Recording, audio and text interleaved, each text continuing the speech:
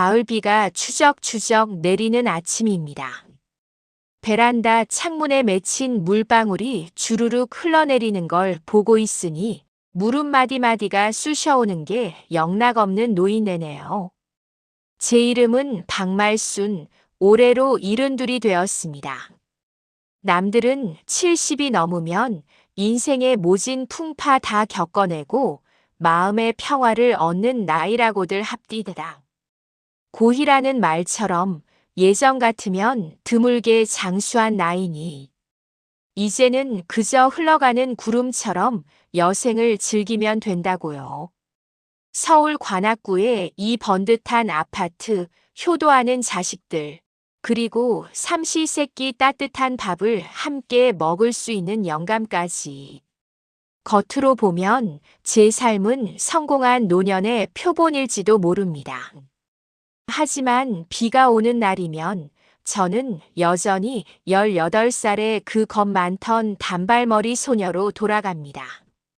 아니, 돌아가는 것이 아니라 그 축축하고 퀴퀴했던 곰팡이 냄새 나는 2층 양옥집 기숙사, 그 차가운 시멘트 바닥으로 끌려 들어간다는 표현이 더 맞겠네요.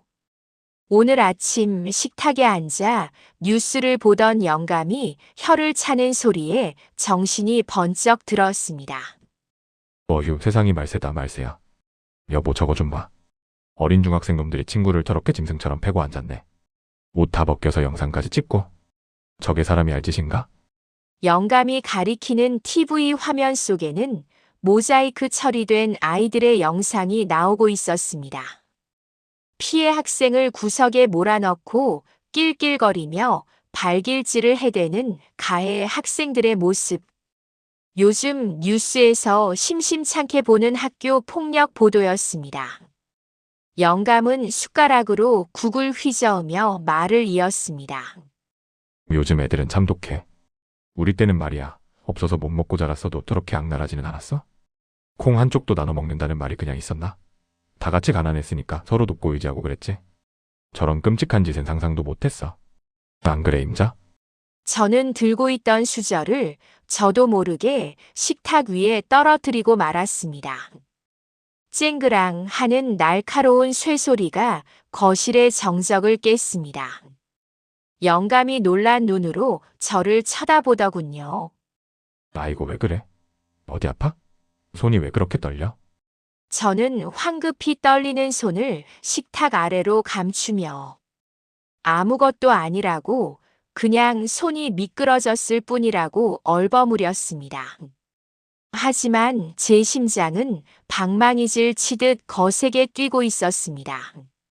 영감의 그 말, 우리 때는 저렇게 악랄하지 않았다는 그 말이 제 가슴을 후벼 팠기 때문입니다. 영감은 모릅니다. 정말 모릅니다. 제가 18살 때 겪었던 그 지옥을요.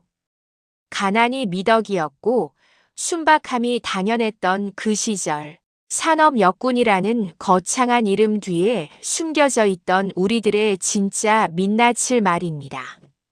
사람이 배가 고프고 어른들의 눈이 사라지고 고립된 공간에 갇히게 되면 그 순박해 보이던 눈동자가 얼마나 섬뜩한 짐승의 눈으로 변할 수 있는지 저는 뼈저리게 알고 있습니다. 50년이라는 세월이 흘렀지만 제 코 속에는 아직도 그날의 냄새가 박혀 있습니다. 쉴 새 없이 돌아가던 미신 기름 냄새, 환기 안 된 방 안에 가득 차 있던 쉰내 싸구려 분 냄새, 그리고 비릿한 피 냄새까지도요. 이야기는 1974년으로 거슬러 올라갑니다. 그해 겨울, 저는 전라도 땅끝 마을에서 서울행 완행 열차에 몸을 실었습니다. 홀어머니 밑에서 동생들 줄줄이 딸린 집의 맏딸로서 입 하나 덜고 돈 벌어오겠다는 결심은 당시 시골 처녀들에게는 숙명과도 같은 것이었죠. 서울에 가면 구로공단이라는 곳이 있는데 거기 가면 밥도 먹여주고 잠도 재워주고 기술도 가르쳐 준다는 말에 보찜 하나 달랑 메고 상경했습니다. 처음 마주한 구로공단은 거대한 회색 성벽 같았습니다. 하늘을 찌를 듯 솟은 굴뚝에서는 검은 연기가 쉴 새 없이 뿜어져 나왔고, 닭장처럼 다닥다닥 붙은 공장 건물들 사이로는 수만 명의 여공들이 개미떼처럼 움직이고 있었습니다. 제가 취직한 곳은 직원 수 300명 정도 되는 중견 봉제 공장이었습니다. 주로 일본이나 미국으로 수출하는 와이셔츠와 점퍼를 만드는 곳이었죠. 아침 8시 사이렌 소리와 함께 작업장에 들어서면 밤 10시가 넘어서야 퉁퉁 부은 다리를 이끌고 나올 수 있었습니다. 온종일 미싱 돌아가는 소리에 귀가 멍멍했고, 공기 중에 떠다니는 섬유먼지 때문에 목에서는 늘 쇳가루 맛이 났습니다. 야, 신입! 손이 왜 그렇게 느려? 너 때문에 라인 다 밀리잖아. 작업 반장의 고함 소리는 일상이었고, 화장실 갈 시간조차 아까워 물도 마음대로 못 마시는 날들이 이어졌습니다. 그래도 견딜 수 있었습니다. 한 달 꼬박 일해받은 월급 봉투를 쥐고 우체국으로 달려가 고향 집으로 돈을 붙일 때의 그 뿌듯함, 그리고 언젠가는 검정고시를 봐서 대학에 가겠다는 막연한 희망이 있었으니까요. 제가 생활하던 곳은 공장 뒤편 언덕배기에 있는 3호 기숙사였습니다. 말이 좋아 기숙사지, 사실은 낡은 2층짜리 양옥집을 개조해서 만든 수용소나 다름없었습니다. 1층에는 식당과 사감실이 있었고, 2층에는 방 4개가 다닥다닥 붙어 있었습니다. 제가 배정받은 202호는 10평 남짓한 방이었는데, 거기에 무려 12명이 생활했습니다. 밤이 되면 일렬로 누워야 하는데, 한 사람이 뒤척이면 옆 사람까지 덩달아 깨야 할 만큼 비좁았죠. 하지만 그 좁은 방에도 질서라는 게 있었습니다. 그리고 그 질서를 유지하는 건 아이러니하게도 우리들 스스로가 아니라 밖에서 부여된 계급이었습니다. 미싱을 잘 돌리는 미싱사 언니들은 윗목을 차지했고, 저 같은 시다들은 외풍이 숭숭 들어오는 문가 쪽 잠자리를 써야 했으니까요. 그런 척박한 생활 속에서도 우리는 서로를 의지했습니다. 아니, 의지했다고 믿었습니다. 말순아, 너 이 문제 좀 가르쳐 줄 수 있어? 밤 11시 모두가 잠든 시간. 화장실에서 새어나오는 희미한 불빛 아래. 쭈그리고 앉아 영어 단어장을 보던 저에게 말을 걸어온 친구가 있었습니다. 바로 경자였습니다. 경자는 우리 기숙사의 총무였습니다. 공고를 나온 덕에 셈이 빠르고 글씨를 잘 써서 사감. 선생님의 신임을 받아 아이들의 간식비 장부나 용돈 기입장을 관리해주곤 했죠. 두꺼운 뿔테 안경 너머로 보이는 경자의 눈은 언제나 사슴처럼 겁이 많아 보였지만 동시에 총기가 가득했습니다. 너 검정고시 준비한다며? 나도 공부하고 싶은데. 나는 몸이 약해서 미싱 오래 돌리면 숨이 차서 못하겠어. 그래서 사무직으로 옮기고 싶은데 그러려면 고등학교 졸업장이 있어야 한대. 그날 밤 화장실 앞 복도에서 우리는 서로의 꿈을 나눴습니다. 경자는 문학 소녀였습니다. 릴케의 시를 줄줄 외우고 있었고, 라디오에서 나오는 팝송 가사도 기가 막히게 받아 적었죠. 뚱뚱한 몸집 때문에 행동이 둔하다고 아이들에게 놀림을 받기도 했지만 저는 경자의 그 섬세한 내면이 좋았습니다. 우리는 곧 단짝이 되었습니다. 쉬는 날이면 같이 구로시장을 돌며 떡볶이를 사 먹고 헌책방에 가서 참고서를 뒤적거리는 게 유일한 낙이었습니다.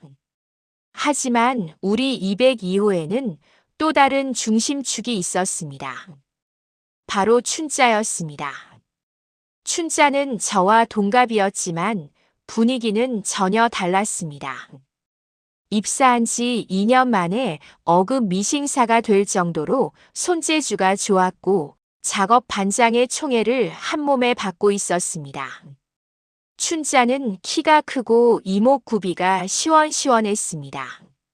무엇보다 목소리가 컸고 사람을 휘어잡는 묘한 카리스마가 있었죠.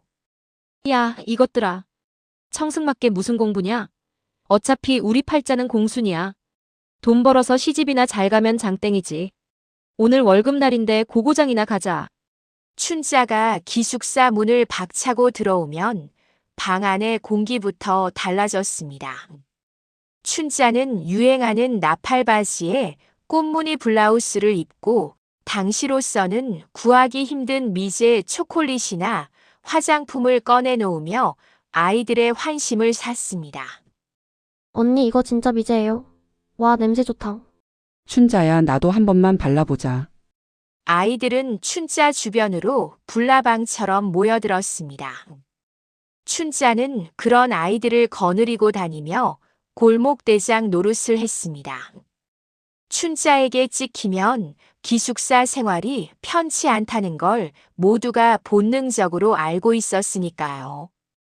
경자와 춘자는 물과 기름 같았습니다. 춘자는 깐깐하고 원칙을 따지는 경자를 눈의 가시처럼 여겼습니다. 어이, 안경돼지. 너 왜 내 간식비 장부 안 보여줘? 내가 낸 돈 다 어디 갔어? 춘자야, 지난번에 내가 가불에 간 거 기억 안 나? 여기 다 적혀 있잖아. 그리고 나 돼지 아니야. 이름 불러줘. 하, 이 기집애가 말대꾸는. 야, 공부 좀 한다고 유세 떠냐? 그래봤자 너도 공장 바닥 못 벗어나. 춘자가 시비를 걸 때마다 저는 중간에서 진땀을 뺐습니다. 춘자야, 그만해. 경자가 틀린 말한 거 아니잖아. 그리고 경자, 너도 춘자가 그냥 한 말인데 너무 예민하게 받아치지 마. 저는 202호의 반장이었습니다. 사감 선생님이 저를 반장으로 임명한 건 제가 착해서가 아니라 그냥 말 잘 듣고 성실해 보였기 때문일 겁니다. 저는 춘자의 기세와 경자의 고집 사이에서 아슬아슬한 줄타기를 하며 기숙사의 평화를 지키려 애썼습니다. 그것이 제 역할이라고 믿었으니까요. 하지만 그 평화가 얼마나 살얼음판 같았던 것인지 그때는 미처 몰랐습니다. 기숙사라는 이 폐쇄된 공간은 겉으로는 웃음꽃 피는 소녀들의 보금자리처럼 보였지만 그 밑바닥에는 억눌린 욕망과 서열 그리고 차별이 뱀처럼 따리를 틀고 있었습니다. 어른들은 우리를 공순이라고 불렀지만 우리는 그 안에서도 서로 등급을 매겼습니다. 미싱사와 시다, 서울 출신과 시골 출신, 예쁜 애와 못난 애, 힘있는 애와 약한 애. 그 보이지 않는 계급장들이 촘촘하게 박혀 있었습니다. 그리고 운명의 그날, 1974년 11월. 전국적으로 불어닥친 오일 쇼크 여파로 공장들의 줄도산이 이어지던 흉흉한 시절이었습니다. 우리 공장도 예외는 아니었습니다. 2달째 월급이 밀리기 시작하더니 급기야 사장님이 잠적했다는 소문이 돌았습니다. 사장 나오라고 해. 우리 밀린 돈 내놓으란 말이야. 노조 간부들이 머리띠를 두르고 본관 건물을 점거했습니다. 공장 문에는 쇠사슬이 감겼고 전기가 끊겼습니다. 기숙사도 고립되었습니다. 사감 선생님은 우리를 모아놓고 말했습니다. 너희들 꼼짝 말고 기숙사에 있어. 내가 집에 가서 쌀이랑 반찬 좀 챙겨올 테니까 며칠만 버티면 사태 해결될 거야. 알겠지? 절대 밖으로 나가지 말고 사고 치지 마라. 그렇게 사감 선생님이 떠나고 기숙사 철문이 굳게 닫혔습니다. 남겨진 건 18, 19살 먹은 소녀 30명 뿐이었습니다. 어른들의 감시가 사라진 해방감, 그리고 언제 월급을 받을지 모른다는 불안감, 바닥을 드러내기 시작한 쌀독의 공포. 이 모든 것이 뒤섞여 기숙사의 공기를 무겁게 짓누르기 시작했습니다. 그때까지 우리는 몰랐습니다. 이 고립된 섬 같은 기숙사에서 우리가 알던 도덕과 양심이 얼마나 쉽게 무너져 내릴 수 있는지를요. 창밖에는 을씨년스러운 가을 바람이 불어오고 앙상한 플라타너스 잎들이 바닥을 뒹굴고 있었습니다. 마치 앞으로 우리에게 닥칠 비극을 예고하기라도 하듯이요. 지금도 눈을 감으면 선명합니다. 전기가 끊겨 촛불 하나에 의지해야 했던 그 어두운 복도, 춘자의 눈에서 번뜩이던 기이한 광기, 그리고 깨진 안경알 너머로 저를 바라보던 경자의 그 절망적인 눈빛이. 그날 밤 3호 기숙사의 문이 잠기는 순간 우리 안에 괴물도 함께 깨어났습니다. 공장 굴뚝에서 검은 연기가 멈추고 밤낮 없이 돌아가던 미싱 소리가 끊긴 구로공단의 정막은 그야말로 공포 그 자체였습니다. 여러분은 그 침묵의 무게를 아시는지요? 늘 귀가 먹먹할 정도로 시끄러운 소음 속에서 살던 우리에게 갑자기 찾아온 고요함은 휴식이 아니라 버려졌다는 신호처럼 느껴졌습니다. 파업이 시작되고 첫째 날과 둘째 날은 그나마 견딜만 했습니다. 오히려 뜻밖의 휴가라도 얻은 양 들떠있는 아이들도 있었지요. 야, 우리 내일은 늦잠 자도 되는 거지? 8시 사이렌 안 울리는 거지? 아이들은 밀린 빨래를 하고 서로 머리를 따아주며 킥킥거렸습니다. 사감 선생님이 남겨두고 간 쌀독에는 아직 쌀이 반 가마니 정도 남아있었고 찬장에는 신라면의 조상격인 삼양라면도 몇 박스 쌓여 있었으니까요. 저는 반장으로서의 책임을 다하려고 애썼습니다. 사감 선생님이 없는 동안 기숙사가 엉망이 되지 않도록 당번을 정하고 식사 시간을 배분했지요. 자, 아침은 8시에 다 같이 먹고 점심은 라면으로 때우자. 저녁은 남은 밥에 김치 볶아서 먹고. 쌀 아껴야 하니까 밥 공기 가득 퍼담지 말고 조금씩만 덜어 먹어. 알겠지? 아이들은 제 말에 고분고분 따랐습니다. 그때까지만 해도 우리는 문명인이었습니다. 학교 규율처럼 정해진 규칙 안에서 움직이는 것이 몸에 배어 있었으니까요. 하지만 문제는 셋째 날부터 시작되었습니다. 바깥 세상은 흉흉했습니다. 기숙사 창문 너머로 보이는 공장. 정문 앞에는 붉은 머리띠를 두른 노조원들과 곤봉을 든 정경들이 대치하고 있었습니다. 최루탄 터지는 소리가 팡, 팡 들려올 때마다 기숙사 유리창이 덜덜 떨렸지요. 그 고립감 속에서 가장 먼저 우리를 옥죄어온 것은 추위였습니다. 11월의 밤 공기는 매서웠습니다. 평소라면 공장에서 나오는 폐열이나 보일러가 돌아갔겠지만 공장이 멈추니 난방도 끊겼습니다. 우리가 가진 것이라곤 방마다 놓인 낡은 연탄난로 하나뿐이었는데 창고에 쌓여있던 연탄마저 바닥을 보이기 시작했습니다. 반장님, 너무 추워요. 연탄 하나만 더 떼면 안 돼요? 막내 순자가 파랗게 질린 입술로 제게 물었습니다. 저는 단호하게 고개를 저을 수밖에 없었습니다. 안 돼. 이거 다 떨어지면 우리 진짜 얼어 죽어. 잘 때 서로 꼭 끌어안고 자. 이불 겹쳐 덮고. 아이들의 눈빛에서 실망감이 스쳐 지나갔습니다. 저는 그것을 애써 외면했습니다. 지금 당장 춥더라도 아껴야 산다는 제 판단이 옳다고 믿었으니까요. 그리고 넷째 날 쌀독이 바닥을 드러냈습니다. 라면도 다 떨어졌습니다. 남은 건 김치 쪼가리와 수돗물 뿐이었습니다. 배고픔은 참 무서운 것이더군요.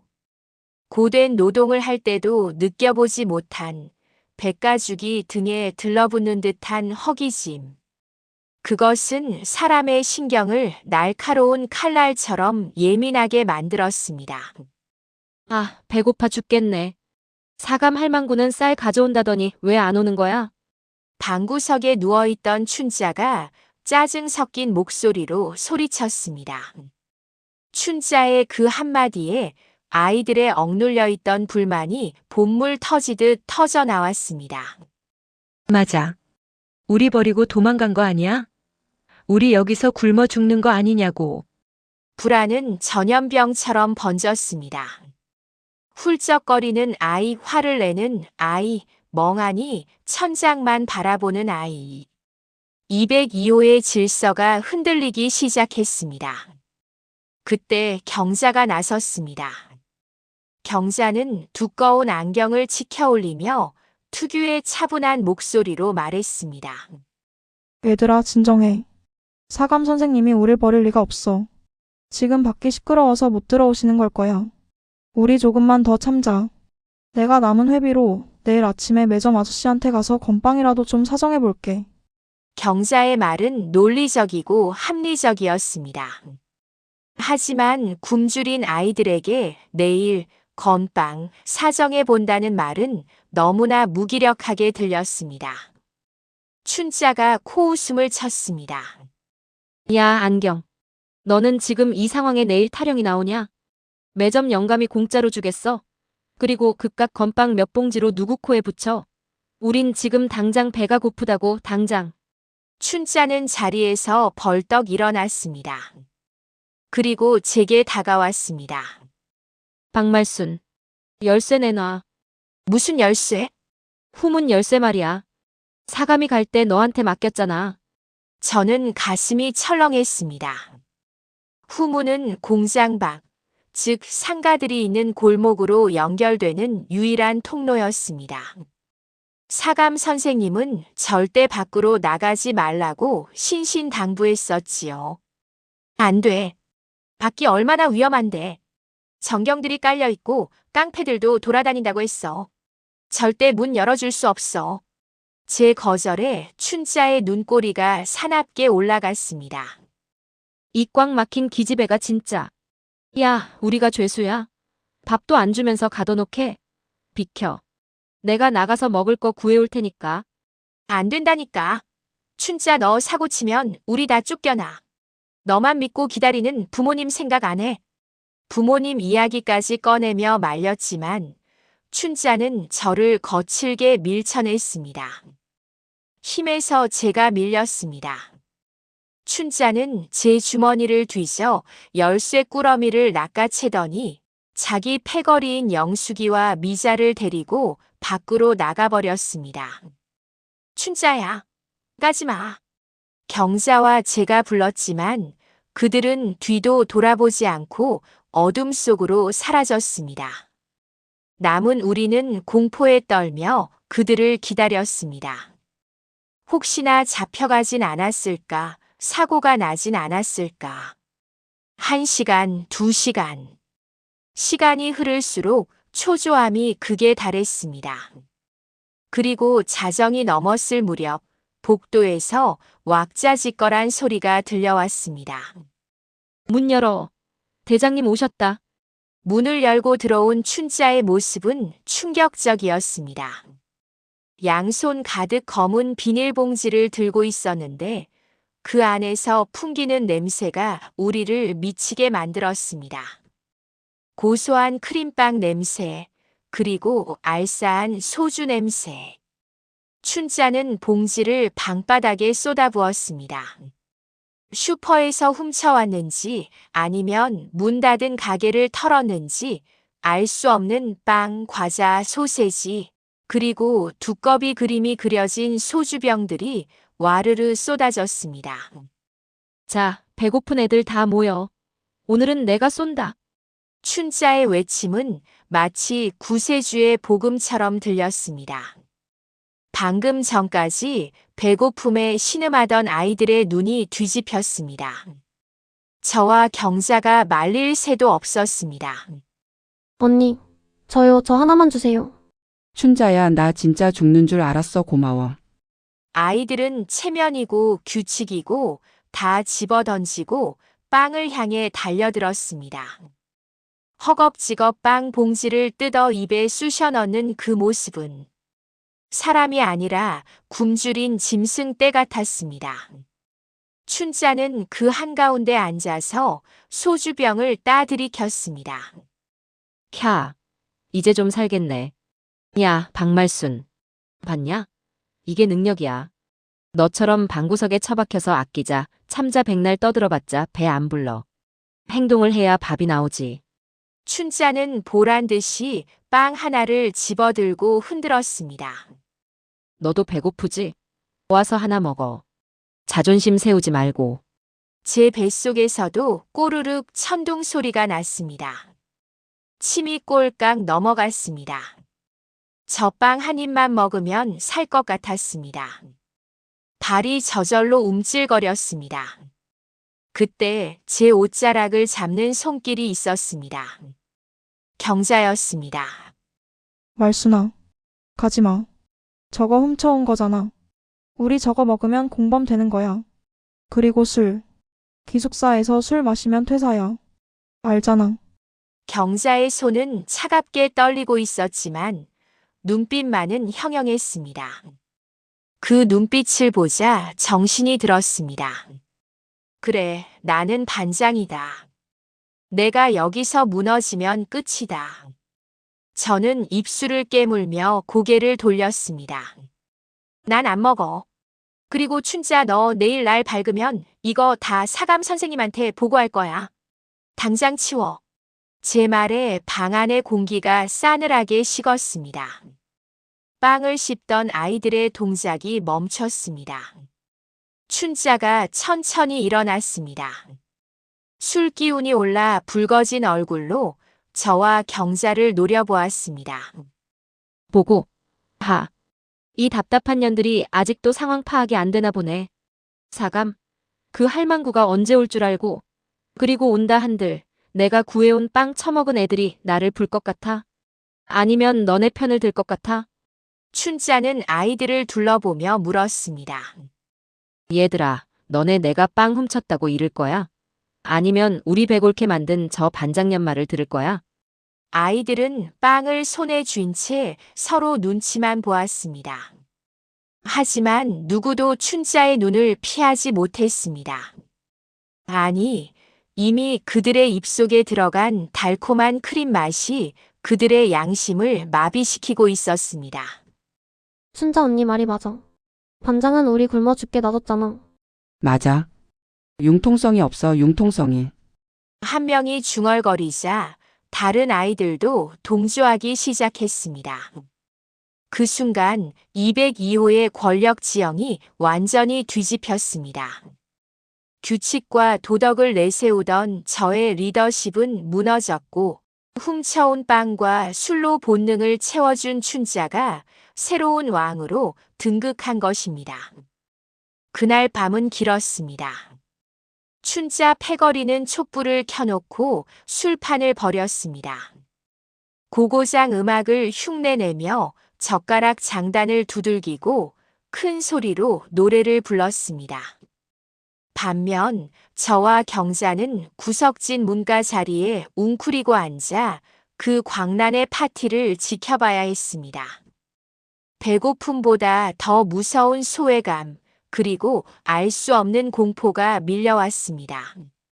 술에 취한 춘자의 눈빛이 자꾸만 우리 쪽을 향했기 때문입니다. 그 눈빛은 단순히 비웃는 것이 아니었습니다.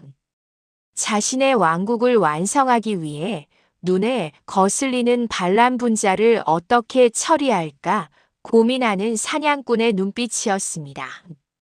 그리고 춘자의 시선은 저보다 더 약한 고리, 바로 경자에게 고정되었습니다. 야, 안경. 너 왜 아까부터 날 그렇게 꼬라보냐? 빵 안 줘서 삐졌냐? 춘자가 비틀거리며 경자에게 다가왔습니다. 손에 든 빈 소주병을 위협적으로 흔들면서요. 이것이 비극의 서막이었습니다. 질서가 무너진 그날 밤, 기숙사는 더 이상 우리가 알던 보금자리가 아니었습니다. 이성의 끈이 끊어진 그곳은 오직 힘과 본능만이 지배하는 야생의 정글로 변해가고 있었습니다. 다음 날 아침 기숙사의 풍경은 완전히 둘로 갈라져 있었습니다.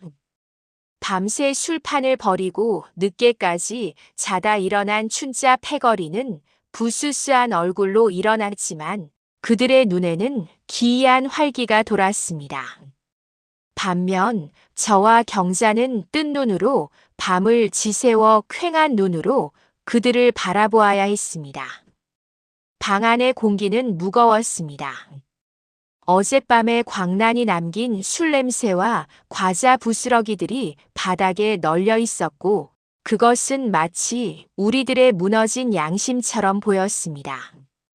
춘자는 일어나자마자 물부터 찾았습니다. 아후, 속 쓰려. 야, 막내야. 물 좀 떠와라. 평소라면 제가 나서서 내 손으로 떠 마셔라라고 했겠지만 순자는 군말 없이 주전자를 들고 밖으로 나갔습니다. 이미 202호의 권력은 춘자에게 넘어가 있었습니다. 춘자가 가져온 먹을 것이 준 힘은 그토록 강력했습니다. 문제는 그 다음이었습니다. 훔쳐온 빵과 과자는 하루 만에 동이 났고 오후가 되자 다시금 허기가 찾아왔습니다. 아이들은 입맛을 다시며 춘자를 쳐다봤습니다. 어제처럼 무언가 기적을 보여달라는 눈빛들이었죠. 하지만 춘자라고 해서 뾰족한 수가 있을 리 없었습니다. 낮에는 정경들의 경비가 더 삼엄해져서 다시 담을 넘기도 쉽지 않았으니까요. 춘자는 불안해 보였습니다. 자신이 쥐게 된 이 달콤한 권력을 놓치고 싶지 않은데 아이들의 기대는 커져만 가고 줄 수 있는 건 없고 초조해진 춘자는 껌을 짝짝 씹으며 방 안을 서성거렸습니다. 먹잇감을 찾는 하이에나처럼 말이죠. 그러다 춘자의 시선이 멈춘 곳은 경자가 소중하게 끼고 있던 회계 장부였습니다. 야, 안경. 춘자가 삐딱하게 경자를 불렀습니다. 너 저거 뭐냐? 맨날 껴안고 있는 거.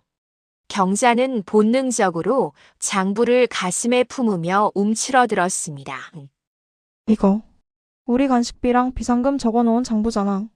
그러니까 그 장부에 적힌 돈 다 어디 있냐고. 무슨 소리야? 돈은 사감 선생님이 관리하시잖아. 나는 장부 정리만 하고 필요할 때마다 선생님한테 타서 쓰는 거고. 그건 사실이었습니다. 총무인 경자는 기록만 할 뿐 실제 현금은 사감실 금고에 있었습니다. 우리 모두가 아는 사실이었죠. 하지만 춘자는 그 뻔한 사실을 비틀기 시작했습니다. 웃기지 마. 사감이 가기 전에 너한테 비상금 맡겼다는 거. 내가 모를 줄 알아? 야, 너 지난번에 사감실에서 나올 때 봉투 하나 들고 나오는 거 내가 봤어. 뭐? 아니야. 그건 사감 선생님이 심부름 시킨 편지였어. 경자가 펄쩍 뛰며 부인했습니다. 하지만 춘자는 이미 먹잇감을 물었고 놓아줄 생각이 없었습니다. 아니긴 뭐가 아니야. 야, 얘들아. 너네 기억 안 나? 저번에 경자가 우리한테 거둔 회비 500원씩 더 걷었잖아. 그때부터 수상했어. 지가 중간에서 삥땅 치려고 작당한 거 아니야? 춘자의 목소리가 높아지자 배고픔에 지쳐 누워있던 아이들이 하나둘 몸을 일으켰습니다. 진짜야? 경자가 돈 숨겨놓고 있었어? 어쩐지. 쟤 요즘 몰래 뭐 먹는 것 같더라니. 말도 안 되는 헛소문이었습니다. 경자는 누구보다 정직했고 몰래 무언가를 먹을 만큼 넉넉한 형편도 아니었습니다. 하지만 굶주린 아이들의 귀에 이성이나 사실은 중요하지 않았습니다. 중요한 건 누군가 탓할 대상, 그리고 혹시라도 나올지 모르는 돈이었습니다. 돈이 있으면 어떻게든 매점 아저씨를 매수해서 빵을 살 수 있을 테니까요. 저는 참다 못해 끼어들었습니다. 춘자, 너 말 조심해. 경자가 어떤 앤지 알면서 왜 생사람을 잡아? 그리고 돈은 사감실에 있다니까. 시끄러워. 반장 나부랭이야. 너도 한패지. 둘이 짜고 우리 돈 빼돌려서 대학 간답시고. 책 사고 그런 거 누가 모를 줄 알아? 춘자는 이제 저까지 공범으로 몰아세웠습니다. 뭐라고? 너 말 다 했어. 제가 벌떡 일어나 춘자 앞으로 다가갔지만 춘자 뒤에 서 있던 영숙이와 미자가 저를 막아섰습니다. 예전 같으면 제 눈도 못 마주치던 순한 아이들이었습니다. 그런데 그 아이들이 저를 밀치며 눈을 부라렸습니다. 반장 언니 비켜요. 우린 사실을 알고 싶다고요. 맞아요. 경자 언니 솔직히 말해요. 돈 어디 숨겼어요? 아이들의 눈빛이 달라져 있었습니다. 그것은 어제 빵을 먹을 때 보였던 그 탐욕스러운 눈빛과 닮아 있었지만 이번에는 거기에 증오가 섞여 있었습니다. 자신들의 배고픔이 다 저 경자라는 아이 때문이라는 말도 안 되는 믿음이 순식간에 퍼져나갔습니다. 나 진짜 아니야, 억울해. 경자가 울먹이며 안경을 고쳐 썼습니다. 그 두꺼운 뿔테 안경 너머로 눈물이 그렁그렁 맺혔습니다. 하지만 춘자는 잔인했습니다. 울지 말고 장부 내놔. 내가 결백하면 장부 까보면 될 거 아니야. 춘자가 경자의 손에서 장부를 낚아챘습니다. 그리고 바닥에 촤르륵 펼쳤습니다. 깨알같이 적힌 숫자들. 경자가 10원 단위 하나까지 꼼꼼하게 기록해둔 정직의 증거였습니다. 춘자는 글씨를 읽을 줄은 알았지만 회계 장부를 볼 줄은 몰랐습니다. 하지만 그건 중요하지 않았습니다. 춘자는 아무 페이지나 집어들고 손가락질을 해댔습니다. 이거 봐. 여기 비잖아. 여기 500원 비는데? 이거 내가 꿀꺽했지? 그건 지난달에 미자 생일 때 과자 사 먹은 거잖아. 미자야, 너 알잖아. 경자가 다급하게 미자를 쳐다봤습니다. 미자는 춘자의 눈치를 슬쩍 보더니 고개를 획 돌려버렸습니다.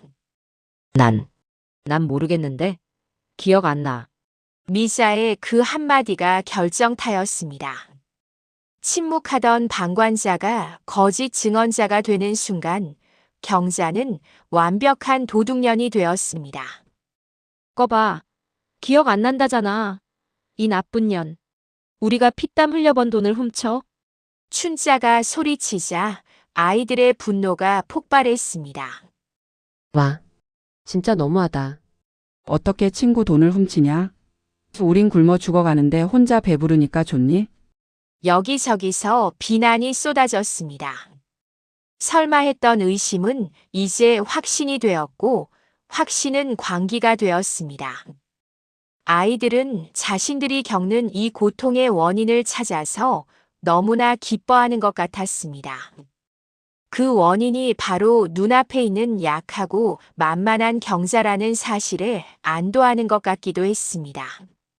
춘자 같은 강자에게 대드는 것보다 경자 같은 약자를 밟는 게 훨씬 쉬웠으니까요. 누군가 경자의 머리채를 잡아당겼습니다. 경자의 비명소리가 기숙사 복도를 울렸습니다. 그만해. 너희들 미쳤어. 제가 뜯어 말리려 했지만 이미 흥분한 아이들을 막을 수는 없었습니다. 춘자는 팔짱을 끼고 뒤로 물러나 그 광경을 흐뭇하게 지켜보고 있었습니다. 자신이 직접 손을 대지 않아도 아이들이 알아서 반역자를 처단해주는 모습. 그것이 춘자가 원하던 그림이었습니다. 경자의 이불이 뒤집어지고 가방이 쏟아졌습니다. 책들이 찢겨나갔고 경자가 아끼던 영어 단어장이 춘자의 발에 밟혀 너덜너덜해졌습니다. 없어. 돈이 없어. 방을 쥐잡듯 뒤져도 돈이 나오지 않자 아이들의 분노는 더 엉뚱한 곳으로 튀었습니다. 분명히 몸에 숨겼을 거야. 뒤져봐. 인간의 존엄성마저 바닥으로 떨어지는 순간이었습니다. 아이들은 울부짖는 경자의 옷가지를 뒤지기 시작했습니다. 하지 마. 제발 하지 마. 경자는 두 손으로 옷깃을 여미며 구석으로 몰렸습니다. 그 처절한 몸부림을 보면서도 누구 하나 그만하자고 말하는 아이가 없었습니다. 오히려 눈에 핏발이 선 채 마치 보물찾기라도 하듯 경자의 몸을 탐색했습니다. 저는 공포를 느꼈습니다. 저 아이들은 내 친구들이 아니다. 어제까지 같이 밥을 먹고 고향 이야기를 나누던 그 순박한 소녀들이 아니다. 무언가에 씌었다. 배고픔 귀신이든 춘자가 만든 악마든 무언가가 저 아이들의 뇌를 조종하고 있다.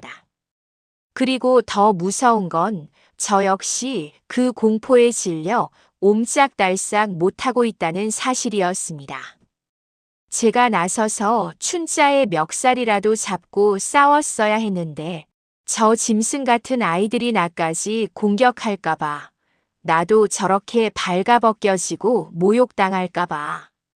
저는 입술만 깨물며 그 자리에 못 박힌 듯 서 있었습니다. 찾았다.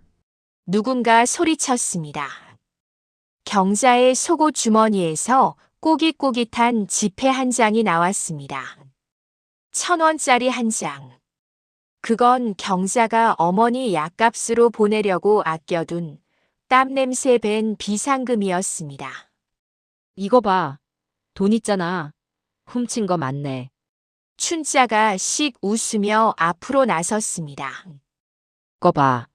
내 말이 맞지? 전현이 우리 돈 훔친 도둑년이라니까. 이제 경자는 변명의 여지조차 없는 죄인이 되었습니다. 그 1,000원이 훔친 돈인지 원래 있던 돈인지는 중요하지 않았습니다. 아이들에게는 돈이 나왔다는 사실 하나면 충분했습니다. 죽여. 도둑년. 누군가 던진 베개가 경자의 얼굴을 강타했습니다. 경자의 안경이 삐뚤어졌습니다. 나가. 우리 방에서 나가. 아이들은 경자를 밀치기 시작했습니다. 좁은 방 안에서 이리저리 떠밀리던 경자는 결국 방문 밖 복도로 튕겨나갔습니다. 차가운 복도 바닥에 내동댕이 쳐진 경자. 하지만 아이들은 멈추지 않았습니다.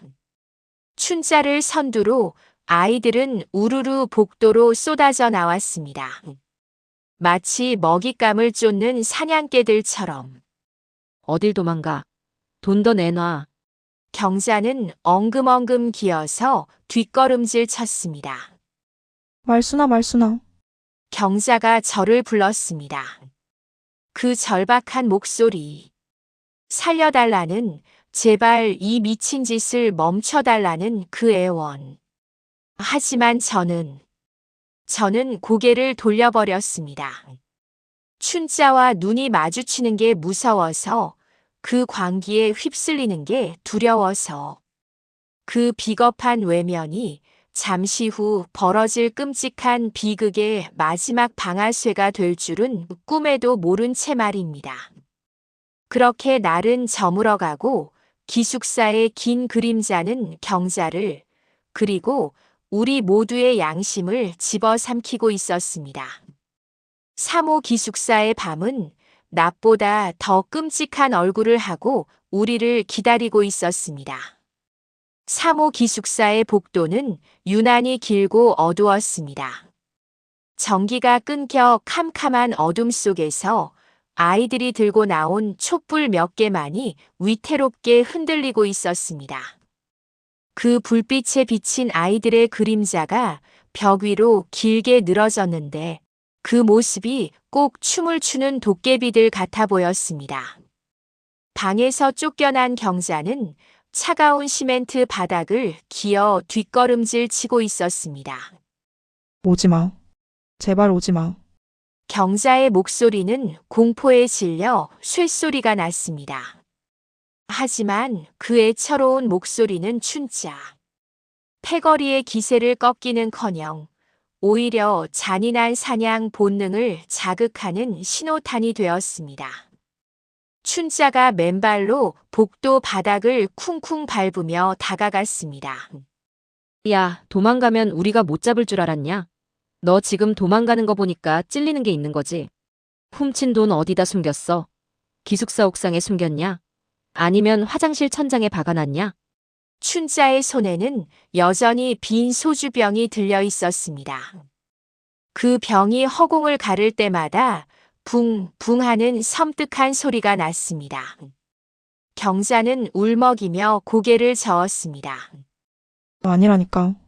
진짜 없어. 그 1,000원이 전부야. 우리 엄마 약값이라고. 제발 믿어줘.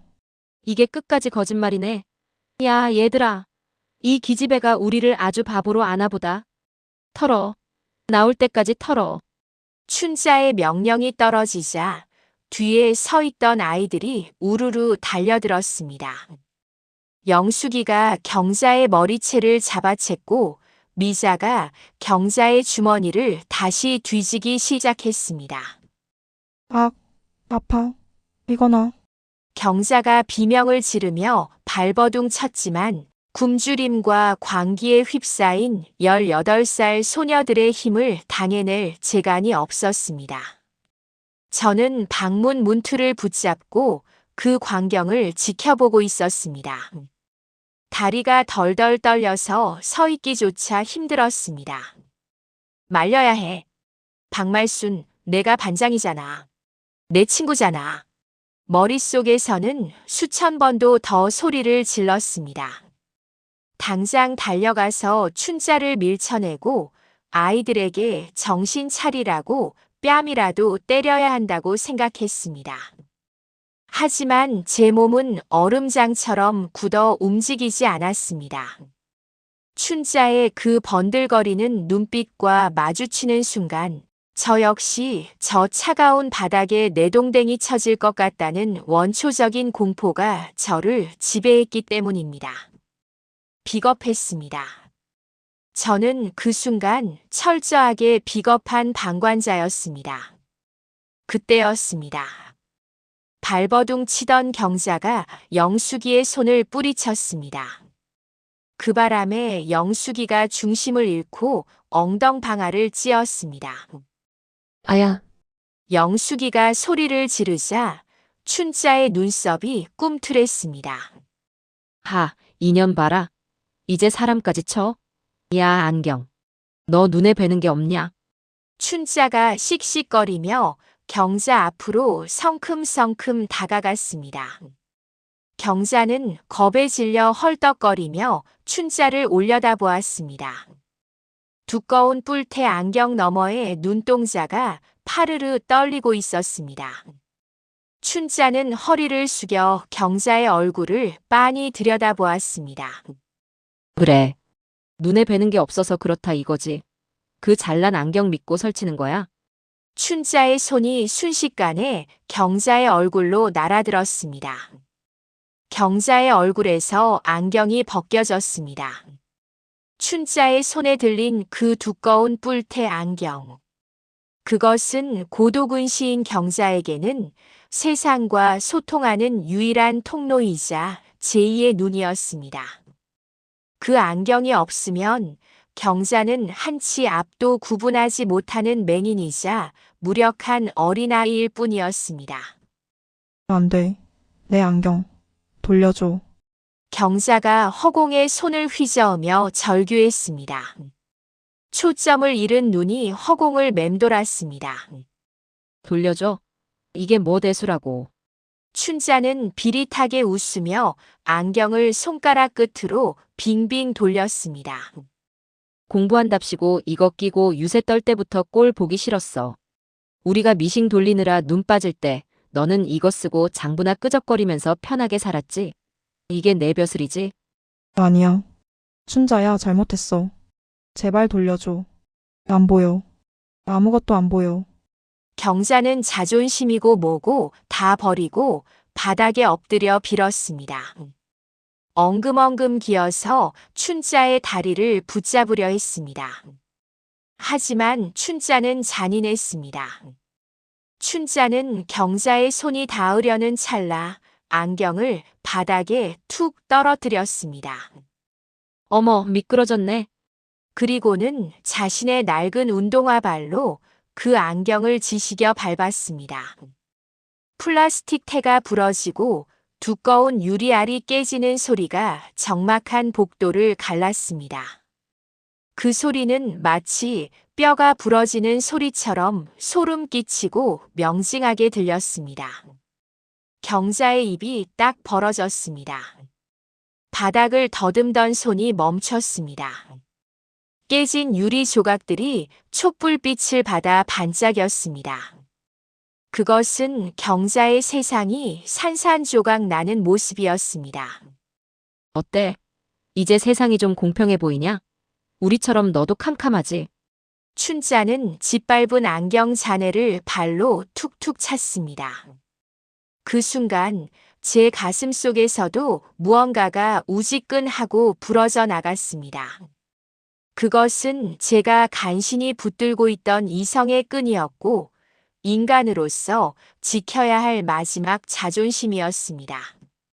저는 더 이상 참을 수가 없었습니다. 공포보다 더 큰 분노, 아니 제 자신에 대한 혐오감이 저를 움직이게 했습니다. 저는 방문을 박차고 나갔습니다. 야, 이춘자, 너 미쳤어. 왜 이래 진짜. 제가 소리를 지르며 달려들자 아이들의 시선이 일제히 제게 쏠렸습니다. 춘자는 당황한 기색도 없이 저를 삐딱하게 쳐다보았습니다. 오, 반장 납셨네. 왜? 너도 밟아달라고. 그만해. 안경까지 깼으면 됐잖아. 경자가 뭘 그렇게 잘못했는데. 그깟 돈 1,000원 때문에 사람을 이렇게 만들어. 제 외침에 춘자의 표정이 일그러졌습니다. 그깟 돈. 야, 우린 지금 배가 고파서 죽을 지경이야. 내가 우리 배고픔 알아? 고상한 척하지 마. 너도 속으로는 경자 전현이 삥땅 친 거 의심하고 있었잖아. 아니야? 춘자의 말은 송곳처럼 제 폐부를 찔렀습니다.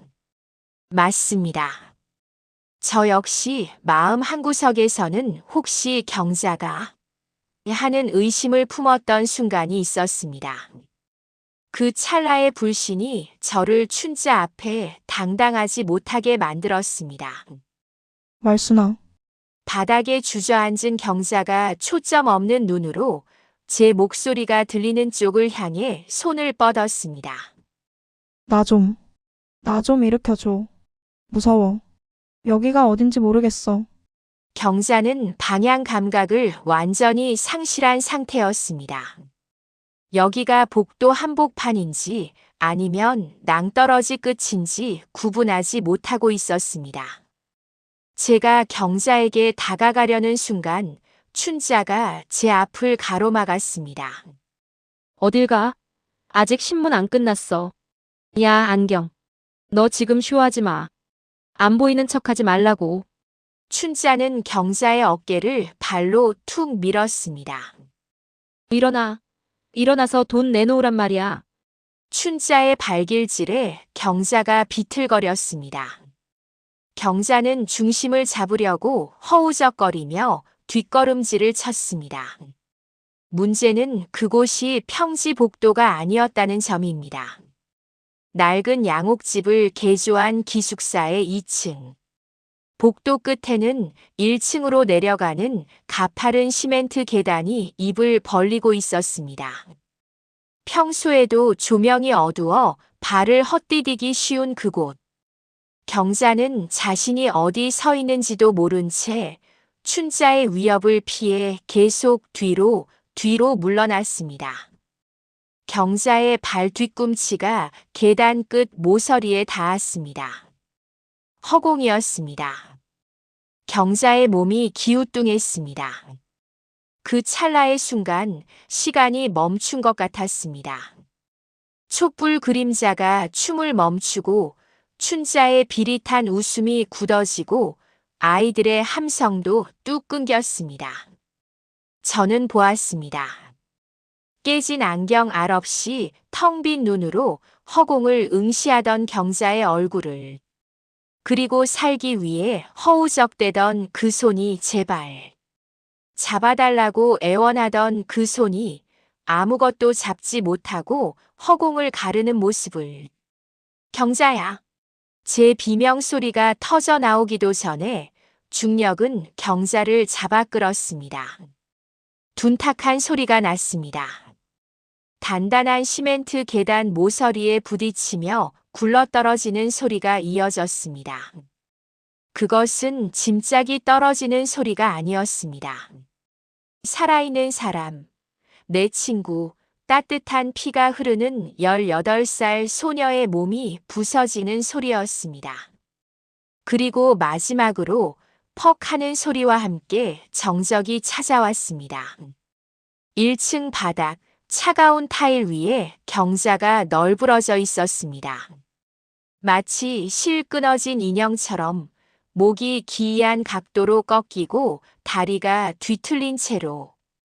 조금 전까지 울며 매달리던 그 생생한 움직임은 온데간데 없고 싸늘한 정적만이 경자를 감싸고 있었습니다. 2층 복도 난간에 매달려 그 광경을 내려다보는 우리들의 얼굴 위로 촛불이 일렁거렸습니다. 춘자의 얼굴이 하얗게 질려 있었습니다. 쥐고 있던 소주병이 쨍그랑 바닥에 떨어져 산산조각이 났습니다. 그제야 우리는 깨달았습니다. 우리가 무슨 짓을 저질렀는지. 배고픔이라는 핑계로 군중심리라는 가면 뒤에 숨어서 우리가 얼마나 돌이킬 수 없는 선을 넘어버렸는지. 깨진 안경 조각을 밟고 선 제 발바닥 밑에서부터 지독한 한기가 올라오기 시작했습니다. 그것은 단순히 날씨 탓이 아니었습니다. 제 영혼이 얼어붙는 소리였습니다. 경자가 바닥에 떨어지고 난 뒤 기숙사 안에는 무거운 침묵만이 감돌았습니다. 그 시끄럽던 춘자 패거리의 고함. 소리도 경자를 조롱하던 비웃음도 촛불이 타닥거리는 소리에 묻혀 사라졌습니다. 오직 제 귀에는 쿵하고 바닥을 울리던 그 둔탁한 소리의 잔향만이 이명처럼 윙윙거릴 뿐이었습니다. 우리는 2층 난간에 매달려 아래를 내려다보았습니다. 1층 현관 앞 차가운 타일 바닥 위에 경자가 엎드려 있었습니다. 마치 고장난 인형처럼 팔다리가 기이하게 꺾인 채 미동도 하지 않았습니다. 야, 움직여봐. 안경 너 왜 그래? 춘자가 떨리는 목소리로 중얼거렸습니다. 하지만 그 목소리에는 조금 전까지의 위세는 온데간데 없고 덜컥 겁을 집어먹은 어린아이의 공포만이 담겨 있었습니다. 춘자는 뒷걸음질을 쳤습니다. 손에 들고 있던 흉기처럼 휘두르던 빈 소주병을 등 뒤로 감추면서요. 내가 민 거 아니야. 지가 발을 헛디딘 거야. 너네도 봤지? 그렇지? 춘자가 아이들을 둘러보며 다급하게 동의를 구했습니다.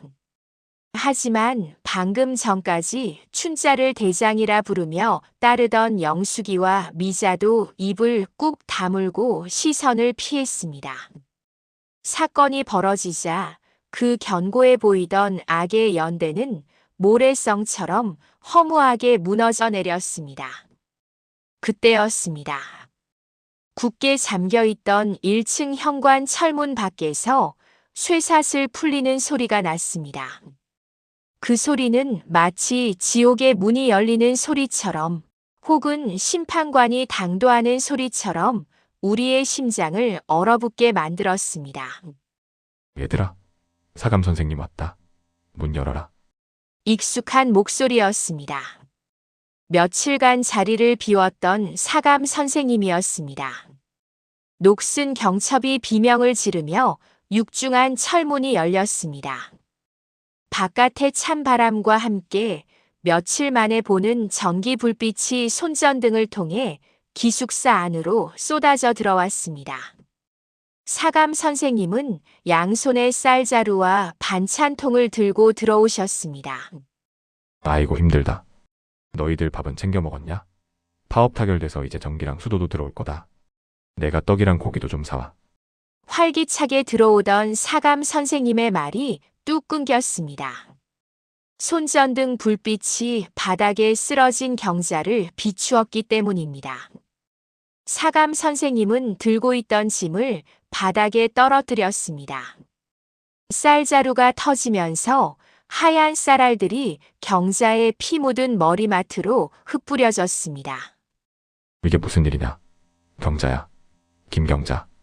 사감 선생님이 비명을 지르며 경자에게 달려가 그 몸을 흔들었습니다. 하지만 경자는 축 늘어진 채 반응이 없었습니다.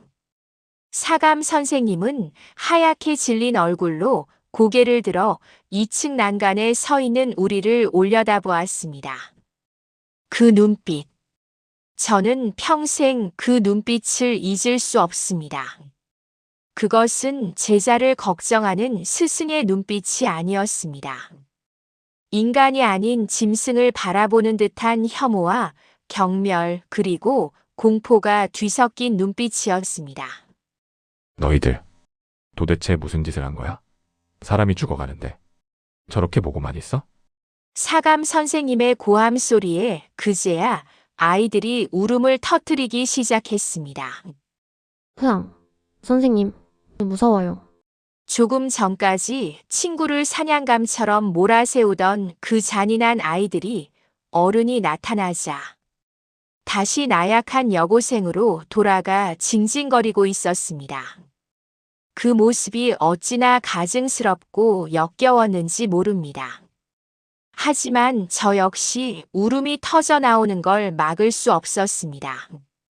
안도감 때문이었는지 죄책감 때문이었는지 아니면 저 역시 처벌받을까봐 두려워서였는지 지금도 잘 모르겠습니다. 사감 선생님은 급히 1층 경비실로 뛰어가 전화를 걸었습니다.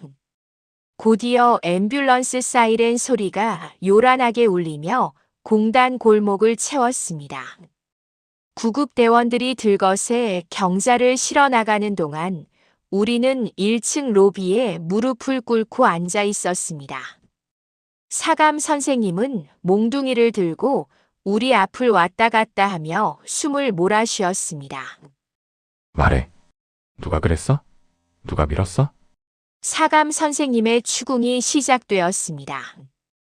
방 안에는 정적만이 흘렀습니다. 춘자는 고개를 푹 숙인 채 어깨를 들썩이며 울고 있었습니다.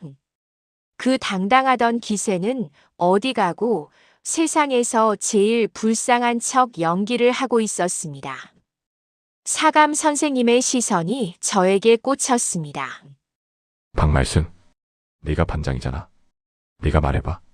무슨 일이 있었던 거야? 경자가 왜 저기 떨어져 있어? 제 심장이 쿵쿵 뛰었습니다. 입안이 바짝 말랐습니다. 이게 기회였습니다. 지금이라도 사실대로 말해야 했습니다. 춘자가 아이들을 선동했고 경자를 도둑으로 몰았으며 안경을 깨뜨리고 계단 끝으로 몰아세웠다고. 나는 말리려고 했지만 무서워서 못했다고. 저는 입을 달싹였습니다. 옆에 앉은 춘자가 힐끔 저를 쳐다보았습니다. 눈물 젖은 그 눈빛 속에 서슬 퍼런 협박이 숨겨져 있었습니다. 말하면 죽여버릴 거야. 소리 없는 그 외침이 제 목을 졸랐습니다. 그리고 또 다른 두려움이 저를 덮쳤습니다. 만약 사실대로 말하면 나도 왕따가 되는 건 아닐까? 이 좁은 기숙사에서 저 춘자 패거리와 계속 얼굴 맞대고 살아야 하는데 내가 감당할 수 있을까? 게다가 우리 방에서 술판이 벌어졌다는 걸 알면 반장인 나도 책임 추궁을 당해서 공장에서 잘리는 건 아닐까? 고향에 있는 어머니 얼굴이 스쳐 지나갔습니다. 동생들 학비 보내야 하는데, 여기서 쫓겨나면 안 되는데. 그 짧은 순간 제 머릿속에서는 비겁한 계산기가 맹렬하게 돌아갔습니다. 정의와 생존 사이에서 18살의 저는 너무나 쉽게 생존을 선택했습니다. 제가 머뭇거리는 사이 춘자가 먼저 입을 열었습니다. 선생님, 그게요, 우리가 장난치다가요. 춘자는 콧물을 훌쩍이며 말을 지어내기 시작했습니다. 경자가 안경을 잃어버려서 잘 안 보인다고 하길래 저희가 같이 찾아주려고 했는데요. 갑자기 경자가 발을 헛디뎌서 혼자 굴러떨어졌어요. 흑흑. 진짜예요. 완벽한 거짓말이었습니다. 폭력도 협박도 마녀 사냥도 없는 불의의 사고. 사감 선생님은 의심스러운 눈초리로 춘자를 노려보다가 다시 저를 보았습니다. 말수나 맞아? 춘자 말이 사실이야? 모든 아이들의 시선이 제 입술에 집중되었습니다. 춘자도 영숙이도 미자도 모두가 숨을 죽이고 저를 쳐다보았습니다. 제 한마디에 그들의 운명이 달려 있었습니다. 저는 주먹을 꽉 쥐었습니다.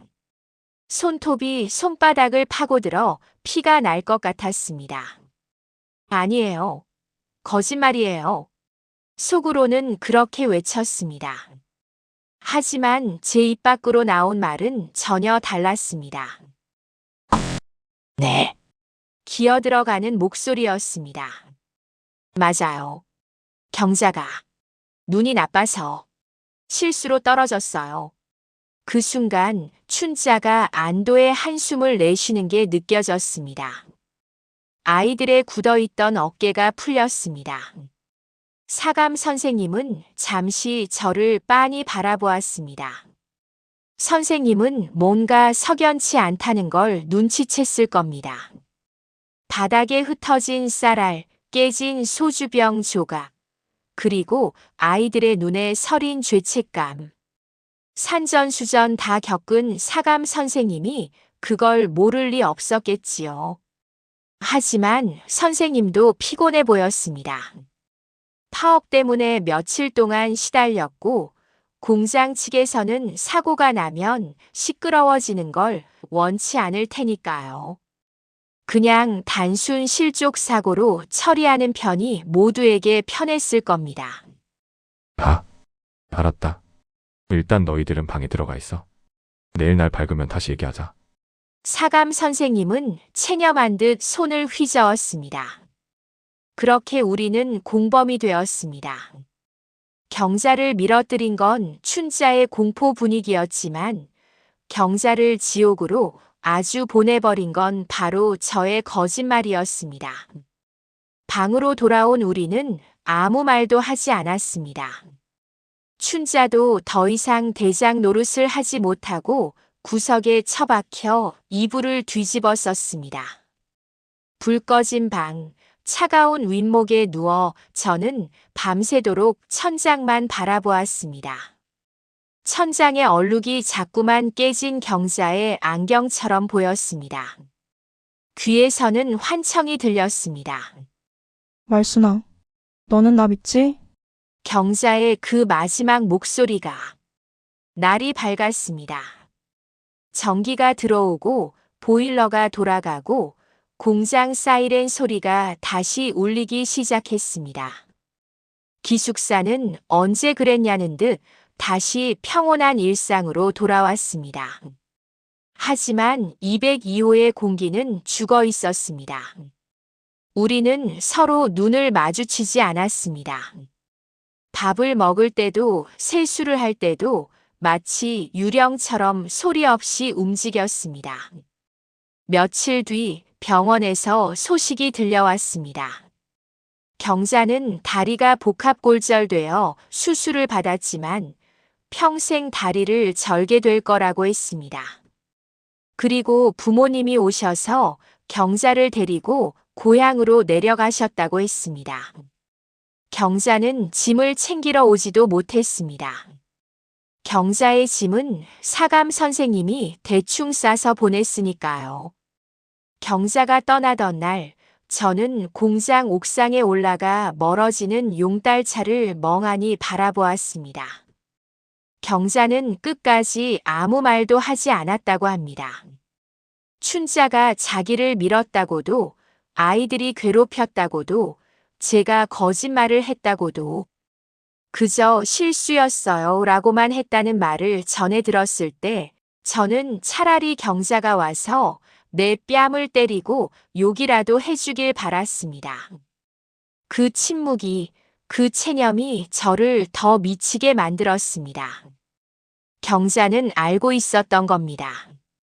힘없는 자신이 진실을 말해봤자 이 견고한 침묵의 카르텔을 깰 수 없다는 것을, 그리고 믿었던 친구마저 등을 돌린 세상에서 더 이상 싸울 힘을 잃어버렸던 거겠지요. 그렇게 경자는 제 인생에서 사라졌습니다. 부서진 안경과 짓밟힌 믿음만을 남긴 채 경자가 떠난 202호에는 기이한 정적이 찾아왔습니다. 춘자가 사온 빵 봉지를 뜯으며 깔깔대던 그 소란스러움도 밤마다 화장실, 불빛 아래서 사각거리던 경자의 연필 소리도 모두 사라졌습니다.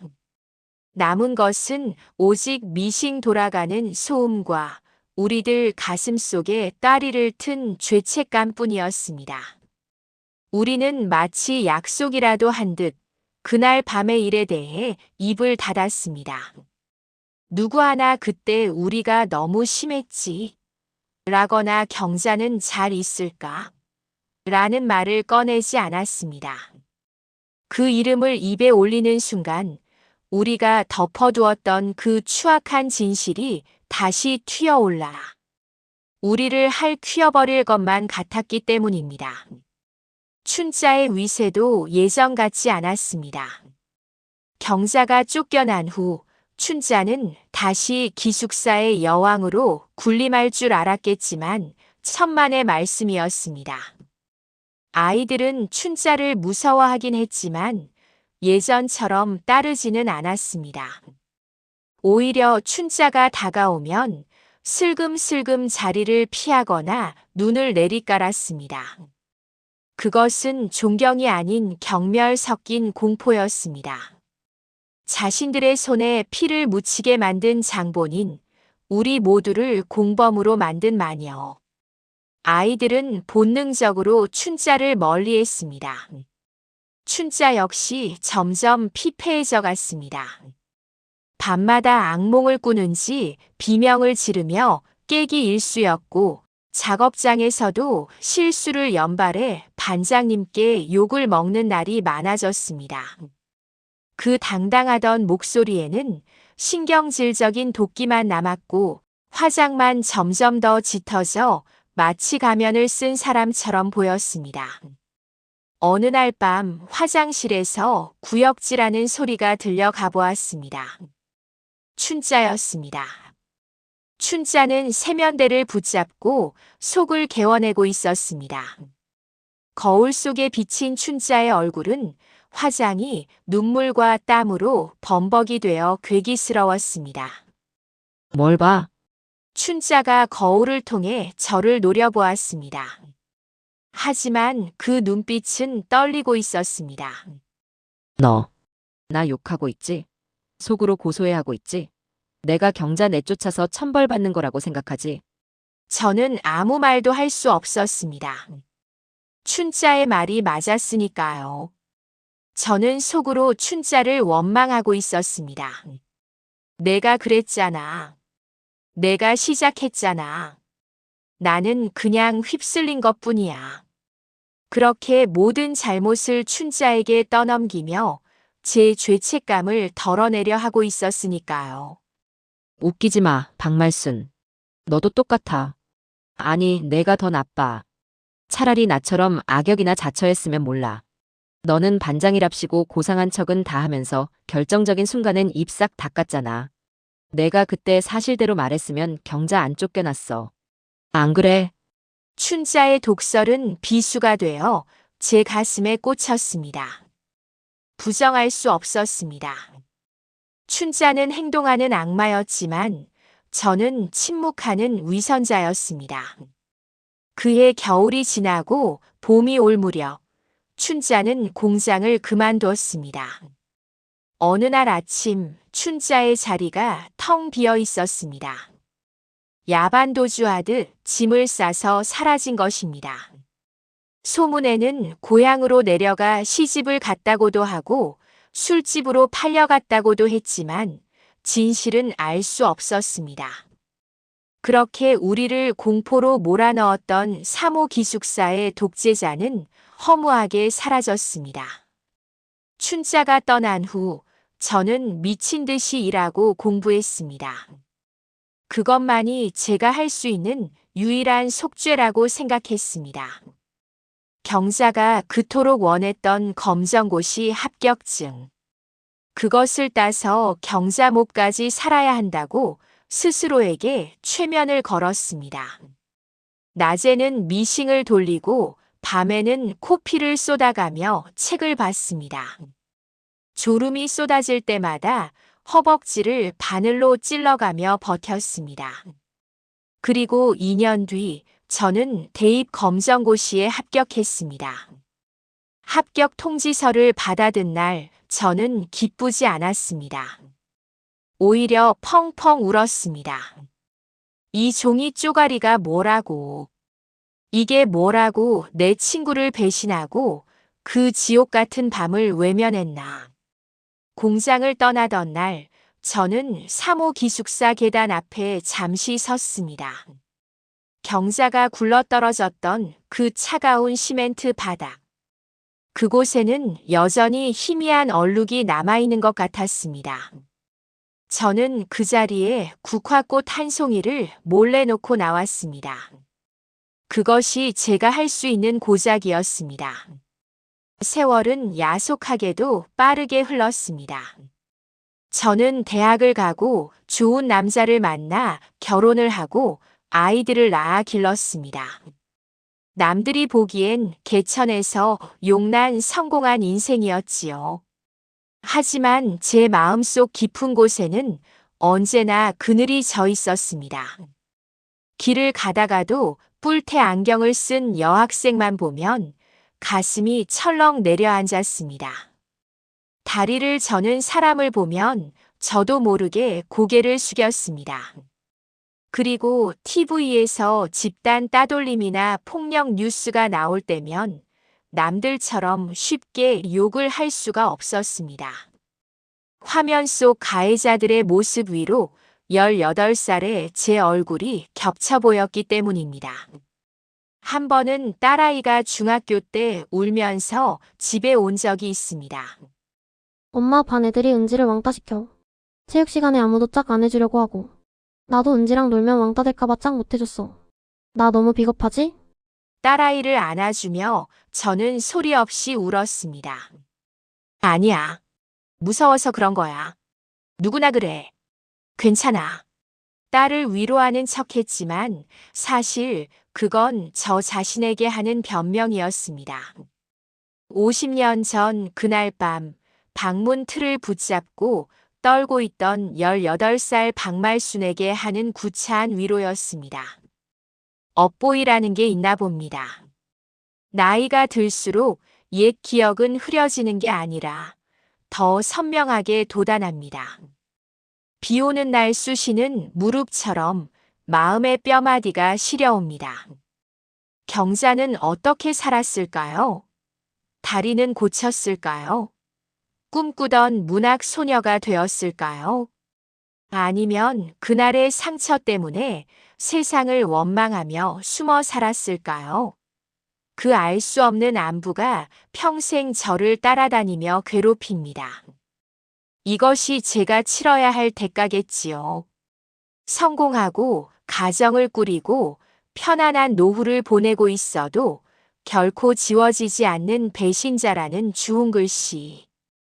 그것을 가슴에 품고 사는 것이 살아남은 제가 감당해야 할 형벌일 것입니다. 비가 그치고 창밖에는 어스름한 저녁 노을이 깔리기 시작했습니다. 저는 식탁에 앉아 남편 몰래 써내려가던 이 글을 마무리하려 합니다. 손이 떨려서 글씨가 삐뚤빼뚤하지만 제 마음만은 그 어느 때보다 또렷합니다. 오늘 뉴스에 나온 그 어린 학생들을 보며 사람들은 괴물이라고 손가락질합니다. 하지만 저는 감히 그들에게 돌을 던질 수가 없습니다.